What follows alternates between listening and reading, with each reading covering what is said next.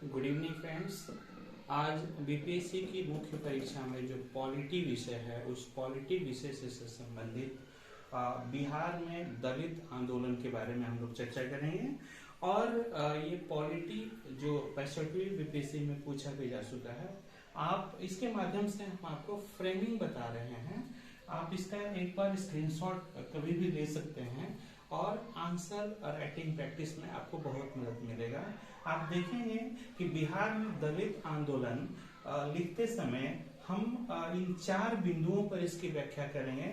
सबसे पहले बिहार में दलित आंदोलन की जो एक परिचय और पृष्ठभूमि की बात करेंगे, वह हम एक परिचय से शुरुआत करेंगे। फिर दलित आंदोलन के शुरुआत के कारणों की चर्चा करेंगे। उसके बाद आंदोलन के शुरुआत किन परिस्थितियों में होती है, किन राजनैतिक परिस्थितियों में होती है, किन सामाजिक परिस्थितियों में होती है और उनमें किन व्यक्तियों की भूमिका होती है, उसके बारे में हम चर्चा करेंगे।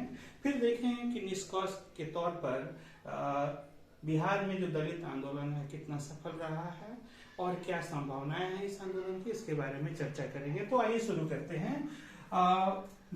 एक भारतीय परंपरा, अगर वर्ण व्यवस्था से आप इसकी शुरुआत करें तो वर्ण व्यवस्था जो है कालांतर में जाति व्यवस्था का रूप धारण कर लेती है। और ये जो जन्म के आधार पर जो व्यवस्था का जन्म होता है वो जाति व्यवस्था जो भारत में एक सामाजिक कलंक और सामाजिक बुराई के रूप में सामने आती है, जिसमें कुछ ऐसे वर्ग होते हैं जो वंचित होते हैं, शोषित होते हैं और समाज की मुख्य धारा से बिल्कुल ही अलग हो जाते हैं। तो ऐसे वंचित पीड़ित समुदाय को अनुसूचित जाति या वैकल्पिक तौर पर ये दलित शब्द का इस्तेमाल किया जाता है। हालांकि मैं बता दूं कि दलित शब्द का सबसे पहली बार प्रयोग ये सत्यशोधक समाज के जो संस्थापक थे ज्योतिबा फुले, उनके द्वारा किया गया।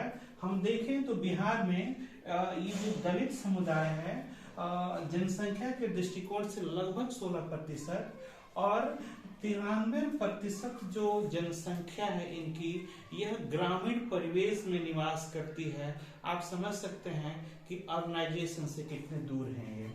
आप देखेंगे कि दलित आंदोलन की शुरुआत के जो कारणों की बात करेंगे तो एक स्क्रिप्चुअल तरीके से आप देखेंगे कि इसको हम सामाजिक, आर्थिक, राजनीतिक और सांस्कृतिक अन्य भी हो सकता है इसमें, लेकिन इस कैटेगरी पर आप अपना आंसर फ्रेम कर सकते हैं। ये सामाजिक में देखेंगे तो इसमें जाति प्रथा और अस्पृश्यता के बारे में लिखना है। आर्थिक दृष्टिकोण से देखेंगे तो नौकरी और राजनीति में जो प्रतिनिधित्व होना चाहिए वो उचित प्रतिनिधित्व नहीं है इस समुदाय के लोगों का। फिर जब राजनीतिक परिवेश की बात करेंगे तो ये देखेंगे कि जैसे अगर आप बात करें कि दलित चेतना का उदय, अगर राजनीतिक संगठन एक बनेगा तो उसके लिए जरूरी है कि दलित चेतना का उदय हो। हालांकि चेतना के लिए शिक्षा की जरूरत होती है।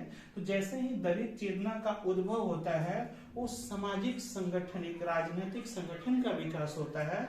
तो दलित चेतना के उद्भव के कारण ही राजनीतिक परिवेश में देखेंगे कि दलित आंदोलन की भी शुरुआत होती है। जो सामाजिक मूल्यों का यहाँ पे विकास होता है, और सामाजिक मूल्यों से हमारा तात्पर्य है कि देश, जब हम एकता की बात करेंगे, समानता की बात करेंगे, स्वतंत्रता की बात करेंगे, तो इन सामाजिक मूल्यों के विकास से ये राजनीतिक मूल्यों का विकास होता है। उपनिवेश विरोधी आंदोलन जो हुए थे उनसे सीख लेकर इस समुदाय के लोगों ने भी इस तरह के आंदोलन में बढ़ चढ़कर हिस्सा लिया। सांस्कृतिक तौर पे अगर बात करें तो धर्म में जो अंधविश्वास, पाखंड इत्यादि जो था, ये सब का विरोध किया। आजादी के बाद की परिस्थितियों में शिक्षा का विस्तार होता है और विस्तार वाली परिस्थितियों में जब शिक्षा का विकास होगा तो जाहिर सी बात है कि एक संगठन बनेगा। तो हम देखते हैं कि इन कारणों से भारत में, खासकर बिहार के परिवेश में दलित आंदोलन की शुरुआत होती है। आंदोलन की जो शुरुआत होगी, इसको थोड़ा, किसी भी आंदोलन की शुरुआत का एक डेट लाइन नहीं होता है। हालांकि हम इसको इस तरीके से देख सकते हैं कि आजादी के बाद और आजादी के पहले वाले परिवेश में तो जहां तक बिहार में एक समय सीमा में इसको बांधने की बात है, तो हम इसको ऐसे लिख सकते हैं कि 1990 का जो दशक होगा, 1990 में मंडल कमीशन की बात, और मंडल कमीशन से पहले बिहार की जो परिस्थितियां थी, यहाँ का दलित समुदाय कांग्रेस के साथ था। मतलब एक राजनीतिक सक्रियता की अगर हम बात करें तो दलित समुदाय कांग्रेस के साथ था, और उसको बहुत अधिक फायदा नहीं हो पाया। लेकिन वो मंडल कमीशन के बाद हमारे यहाँ जो सामाजिक न्याय के आधार पर एक राजनीतिक चेतना का विकास होता है, सामाजिक न्याय के आधार पर जो समाजवादी आंदोलन चलता है, जो जेपी आंदोलन से निकला हुआ होता है, तो अब तक क्योंकि बिहार सामाजिक आंदोलन समाजवाद का गढ़ रहा है और अभी भी समाजवाद की पकड़ है, और समाजवाद से आप सभी वाकिफ होंगे ही कि समाज में उत्पादन के सभी साधनों पर समाज के सभी वर्गों के बराबर अधिकार की बात करता है। ऐसे में इस समाजवादी व्यवस्था में भी जो हमारा पिछड़ा वर्ग रहा, दलित वर्ग रहा, ये पीछे रहा। फिर देखेंगे 1990 के बाद पिछड़ा दलित जनाधार की बात की जाती है, जो मैंने आपको अभी बताया कि जो सामाजिक न्याय के सिद्धांत पर जो राजनीतिक दल अभी भी समाजवादी सिद्धांत के आधार पर जो कार्य कर रहे हैं, अभी जो हमारा आंदोलन है दलित आंदोलन, उनके साथ है। तो कुल मिलाकर देखें कि डॉक्टर बी आर अम्बेडकर ने जिस शिक्षित बनो, संगठित हो और संघर्ष करो की बात उन्होंने की थी, आज भी जब दलित समुदाय की बात करते हैं तो शिक्षा अभी भी उस स्तर का नहीं है। जब शिक्षा ही नहीं है तो संगठन, चूंकि शिक्षा ही संगठन का आधार होता है, तो जब संगठन नहीं होगा तो संघर्ष करने का मादा नहीं होगा। तो इन पहलुओं पर देखें तो हाँ, ये जरूर है कि थोड़ी बहुत दलित चेतना का विकास हुआ है, लेकिन आंदोलन का वो स्वरूप अभी बिहार में देखने को नहीं मिला है, जो स्वरूप ईबी रामास्वामी पेरियार के द्वारा, जिन्होंने दक्षिण भारत से इस आंदोलन की शुरुआत की और अखिल भारतीय दलित चेतना को जागृत उन्होंने किया।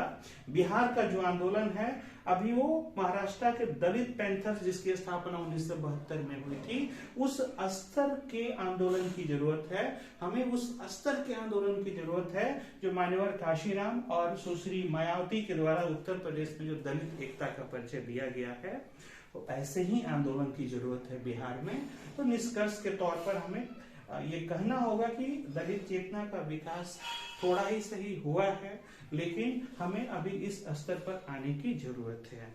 तो ये रहा बिहार में दलित आंदोलन की जो क्या भूमिका रहेगी, क्या इसका भविष्य होगा और किस तरह से और इसको संगठित होकर आगे बढ़ने की जरूरत है। आज के लिए बस इतना ही। Thank you.